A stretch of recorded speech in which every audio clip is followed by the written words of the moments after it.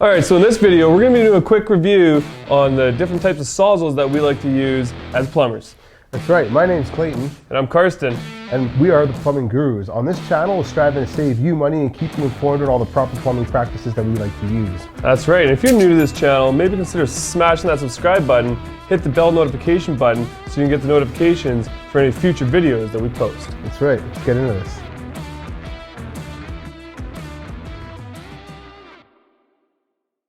All right, welcome back. So I'm going to start with my corded sawzall. Now I'm going to be honest with you, I don't use a corded sawzall very often. There are times when I will actually grab my corded sawzall for if I'm cutting cast iron, like a 4-inch cast iron pipe. It's just because it does take a while to get through that cast iron, and I don't want to kind of burn out my cordless sawzall. So and batteries and whatnot. So, and these sawzalls are actually designed to be used more for a longer period of time than these little sawzalls. So we're going to go ahead and talk about safety first. Now, with this guy here, you always want to make sure that you're wearing protective gloves, just in case the sawzall skips off and comes onto your hand. At least the glove will save save your hand. And also we want to get into some safety glasses as well. You want to make sure that you got a good pair of safety glasses that you're wearing when you're using these sawzalls, because if you're hitting a nail or one of these teeth or whatever chip off, or whatever you're cutting, the material wood chips are flying in your face, or if it's metal, whatever, it gets into your face. And if you are cutting metal, you want to make sure that you have some sort of dust mask on as well to catch those little metal particles from going into your lungs, right? So and earplugs. Depending on where you are and how loud you're. If you're cutting especially metal, earplugs are a really good idea. Definitely good call there. Now, thank you. With this sawzall here, you want to be very, very careful that you do not put your finger inside here, okay? Because if I just get it going, you can see that if I was to put my finger right here while this thing was going, it would crush my finger between here and that piece of metal right there.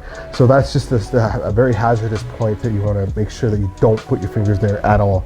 Other than that, that's why they have these flare outs on all of them. Right. So if your hands are there, it kind of reminds you to not put your hand any further than it needs to be if you are holding on. That's right. And we get into this sawzall here. It actually's got a little shield, a little protection shield, so that you can't really put your fingers in there or they won't slip in by accident.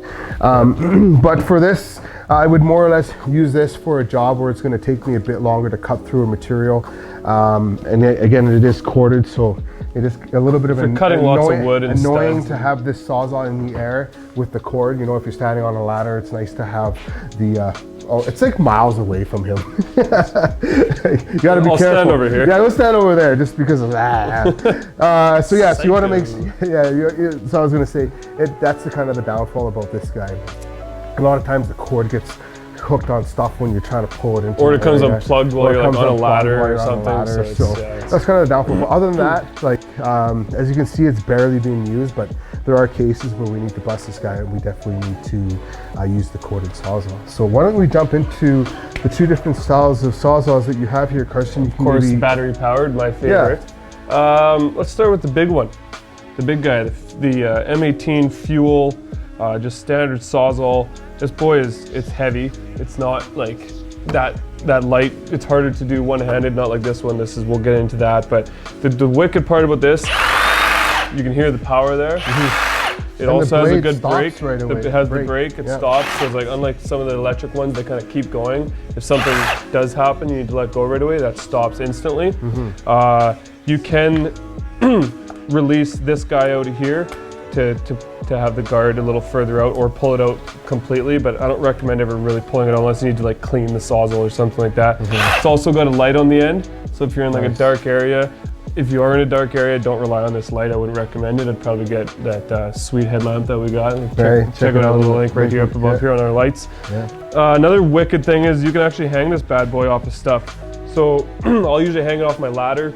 Sometimes I'll hang it off my Carhartts if I need to. I wouldn't highly recommend that, just because if you do happen to pull the trigger, but it's good for holding on a ladder or something like that. Right, nice. The 9 amp fits in it great. These 9 amps last a really long time inside of this sawzall. I've actually cut through cast iron, no problem with batteries with this guy here instead of pulling out the cord. But again, corded power, nothing is ever as strong as a cord. So That's right. You'll get more power to that guy. And all these three will have a link in the description below. You can check them out. Check that out if you're looking to.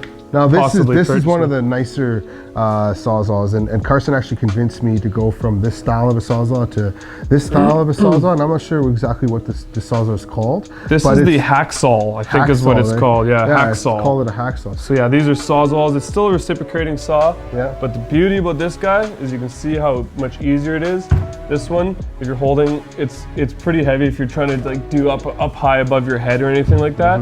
So this guy here, it's lighter, it kind of looks more balanced in the center. Yeah, it's got like a pretty good tip or balance point. I could lock it and probably hold it. Oh, look at that. Anyways, so I can actually like grab a pipe and hold it above my head and cut while I'm holding on to something. Whereas this one, it's a little sketchier while you're trying to do that. You're kind of weighted on the front. It's very heavy on the front.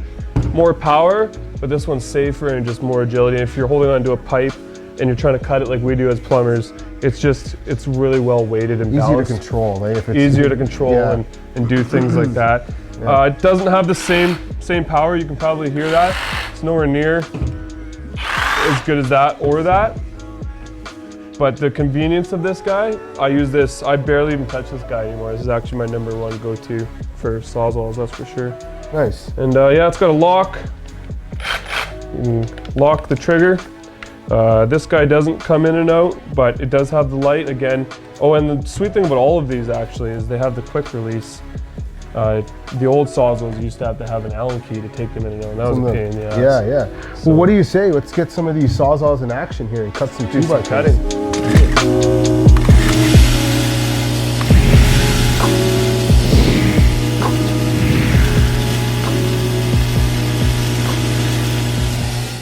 And that's our Milwaukee Sawzall review. Say hello to our little friend! Just kidding, guys. Safety first. Thanks for watching. We'll see you on the next one.